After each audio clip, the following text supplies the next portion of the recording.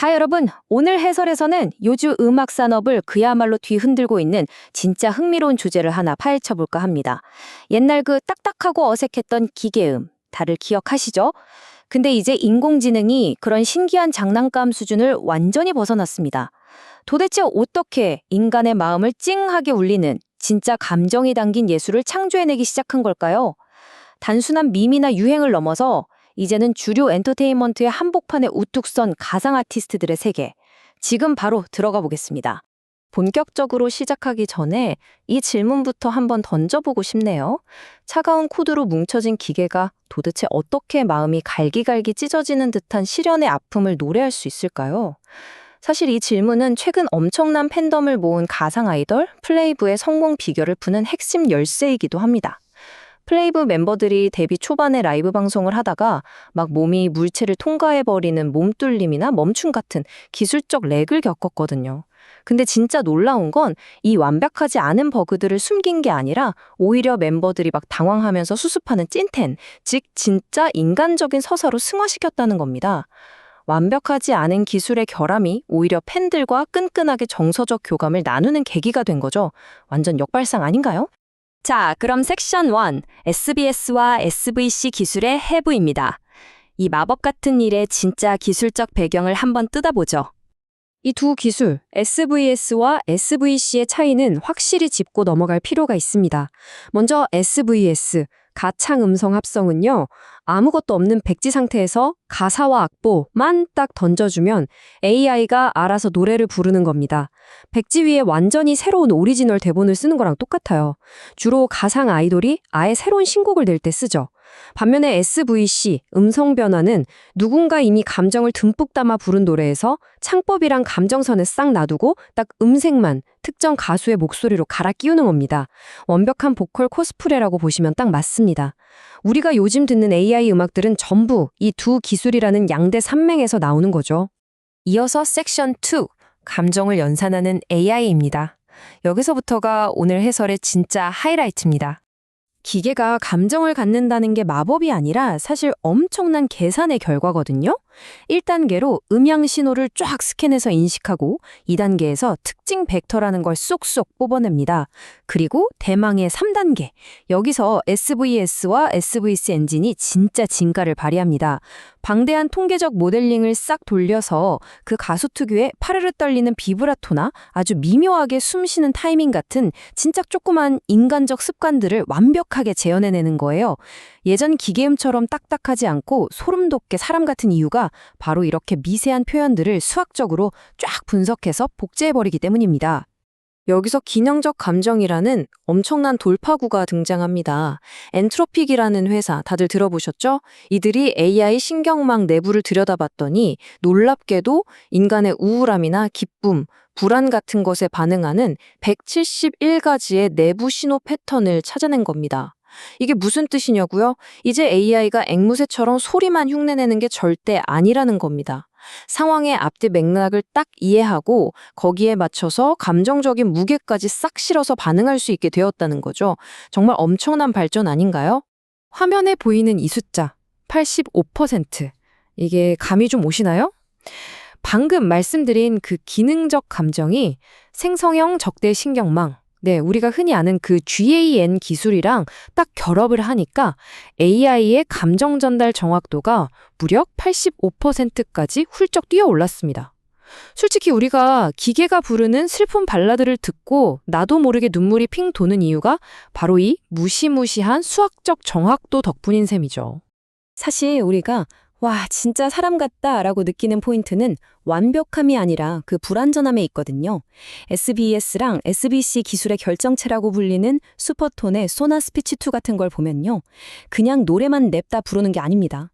문맥을 쫙 파악해서 중간중간 하하 섞이는 웃음소리, 불규칙하게 들이마시는 호흡, 심지어 노래 시작하기 전에 하고 목 가다듬는 소리까지 싹 다 계산해서 넣어줍니다. 그 복잡하고 추상적인 AI 코드가 가장 물리적이고 냄새나는 인간의 행동으로 번역되는 아주 기가 막힌 순간인 거죠.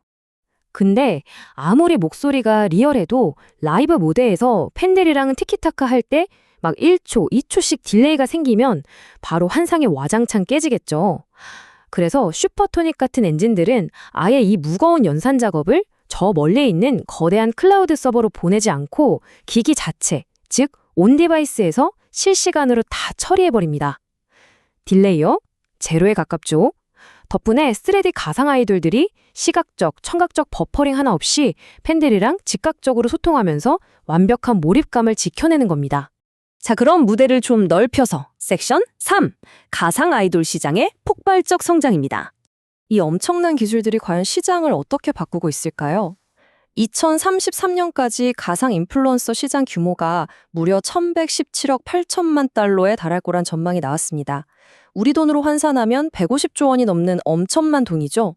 이건 그냥 신기해서 쳐다보는 틈새 시장이 절대 아닙니다. 예전엔 실험실의 호기심거리였던 기술들이 이제는 주류 엔터테인먼트랑 마케팅 생태계 전체를 완전히 꿀꺽 집어삼키고 있다는 걸 아주 뚜렷하게 보여주는 지표죠. 특히 여러분, 이 38.4%라는 연평균 성장률을 좀 눈여겨보셔야 합니다. 보통 한 산업이 10%만 성장해도 대박이라고 하잖아요. 38.4%면 그야말로 로켓을 타고 날아가는 수준입니다. 이 숫자가 말해주는 건 명확해요. 가상 아티스트 현상은 그냥 어쩌다 한번 스쳐 지나가는 반짝 유행이 아니라 기존의 음악 산업 구조 자체를 뿌리채 뒤바꾸는 근본적인 패러다임 시프트라는 겁니다. 이런 시장의 폭발 뒤에는 소비자들이 음악을 소비하는 방식 자체가 완전히 바뀌었다는 사실이 숨어 있습니다. 방금 우리가 살펴본 SVC 기술 있죠? 팬들이 그걸 써서 직접 AI 커버곡을 찍어내고 있습니다. 가수 비비의 그 히트곡인 밤양갱을 AI 아이유의 목소리로 바꿔서 듣는 게 너무 자연스러워졌잖아요. 누구나 마우스 클릭 몇 번이면 음악을 뚝딱 재창조해내는 시대, 음악 제작의 문턱이 완전히 낮아진 건데 이게 동시에 기존 가수들한테는 엄청난 위협이자 산업 전체를 뒤흔드는 교란이기도 하죠. 재밌는 건 이 기술을 써모는 방식이 나라마다 좀 다르다는 거예요. 중국의 1세대 가상 아이돌 로테니 같은 경우는 실제 연예인들이 라이브에서 흔히 하는 말실수나 스캔들 위험을 아예 100% 원천 차단하고 거대한 이커머스 시장을 싹쓸이하고 있습니다. 완전 리스크 제로 전략인 거죠. 반면에 영국의 뉴로사마를 볼까요? 여기는 딥러닝 챗봇 기술을 팍팍 밀어넣어서 라이브 스트리밍에서 글로벌 팬들이랑 아주 딥하고 리얼하게 실시간 소통을 합니다. 스캔들 리스크는 피하면서 전 세계 팬들과 동시에 소통하는 다국어 확장은 잡은 진짜 영리한 투트랙 전략인 셈입니다. 자, 이제 마지막 섹션 4. 윤리와 공존의 경계입니다. 화려한 기술 이면에 숨겨진 진짜 묵직한 고민들을 해볼 시간입니다. 사람의 정체성을 완벽하게 복제할 수 있다는 건 결국 엄청난 법적 후폭풍을 몰고 오거든요. 문제는 지금의 저작권법이 가수의 고유한 목소리 그 자체는 보호해주지 못한다는 겁니다. 무단 AI 커버곡이 판을 치는 이유가 바로 이거죠. 그래서 각국이 아주 발등에 불이 떨어졌어요. 미국은 재빠르게 아티스트의 음성을 지켜주는 엘비스법을 제정했고 우리나라 역시 민법에 인격 표지 영위권을 신설해서 사후 목소리 권리까지 보호할 채비를 하고 있습니다. EU 쪽은 아예 사기 범죄 악용을 막으려고 AI가 만든 결과물에는 무조건 워터마크를 딱 박아 넣도록 쟁걸음을 치고 있고요. 특히 SVS와 SVC 기술이 가장 윤리적으로 아슬아슬한 줄타기를 하는 곳이 바로 세상을 떠난 아티스트를 되살리는 사후 복원 프로젝트입니다. 거북이의 고 터틀맨이나 고 김광석님을 첨단 갠 기술로 똑같이 재현해서 무대에 세웠을 때 다들 엄청난 감동을 받으셨을 거예요. 하지만 동시에 등골이 좀 서늘해지는 질문도 남습니다.